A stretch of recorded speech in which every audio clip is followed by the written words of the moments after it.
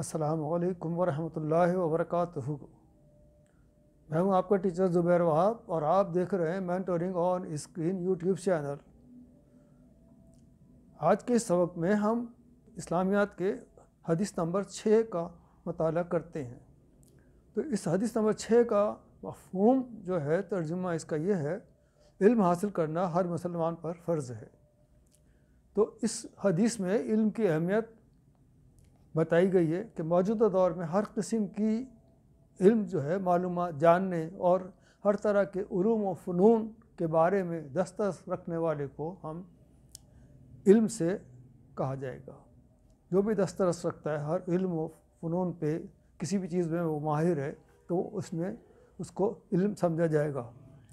البتہ ابتدائی اسلام میں علم کو کہا جاتا تھا کہ جو قرآن اور حدیث کا علم رکھتے تھے وہ ان تک محدود تھا، لیکن موجودہ زمانے میں یہ ہے کہ آپ جو بھی علم جانتے ہیں، جو بھی اس پہ آپ کو بھی کسی بھی سائنس کے علم میں، کیمسٹری میں، فزکس میں، کسی بھی علم میں آپ کو دسترس حاصل ہے تو آپ کو علم جاننے والا کہا جائے گا۔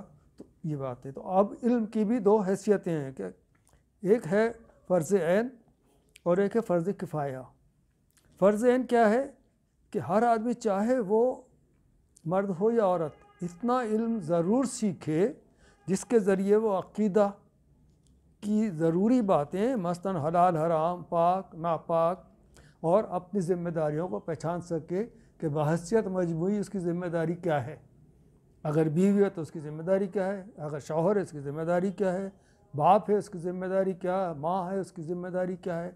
ہر مرد اور عورت کو یہ جاننا ضروری ہے، یہ فرض عین ہے۔ اتنا علم تو حاصل کرنا ضروری ہے کہ وہ اپنی ذمہ داریوں کو سمجھ سکے، آگاہ ہو سکے اور اس کی پہچان بھی کر سکے، اور تاکہ وہ اس کو اچھی طریقے سے، احسن طریقے سے اس کو نبھا سکے اپنی فرض کو۔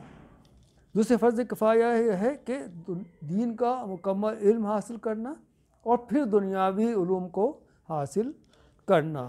ٹھیک ہے، تو اس میں مردوں کے ساتھ میں عورتیں بھی شامل ہیں، کہیں تخصیص نہیں ہے کہ صرف مرد ہی کریں گے علم میں، عورتیں بھی علم حاصل کریں گی، مرد بھی علم حاصل کریں گے۔ تو تاکہ عورت کو اس لیے علم کی ضرورت پہ زیادہ زور دیا گیا ہے تاکہ وہ اپنی آئندہ نسلوں کی تربیت کر سکے۔ دیکھیں، مرد کے اوپر جو ہے وہ ضروری ہے کہ وہ معاش کرے گا، یعنی باہر کما کے لے کے آئے گا، وہ گھر میں دے گا، اور عورت کی ذمہ داری کیا ہے، وہ خاندان کو سنبھالے گی، اپنے بچوں کو سنبھالے گی۔ تو لازمی بات ہے کہ پھر وہ ان کی تربیت کر پائے گی۔ اگر اس کو دین کا علم ہوگا تو وہ نیک اور صالح اولاد ہی کی تربیت جو کر پائے گی تو وہ نیک اور صالح اولاد ہی ہوں گے۔ اس لحاظ سے یہ فرض قرار دیا گیا۔ لہٰذا ہمیں یہی کوشش کرنی چاہیے کہ وہ علم حاصل کریں جس سے ہمیں فائدہ پہنچے اور اس سے ہم استفادہ حاصل کر سکیں۔ امید ہے یہ حدیث سمجھ میں آئی ہوگی۔ اب تک کے لیے اتنا ہی ہے، اجازت دیجیے۔ اللہ حافظ۔ السلام علیکم ورحمۃ اللہ وبرکاتہ۔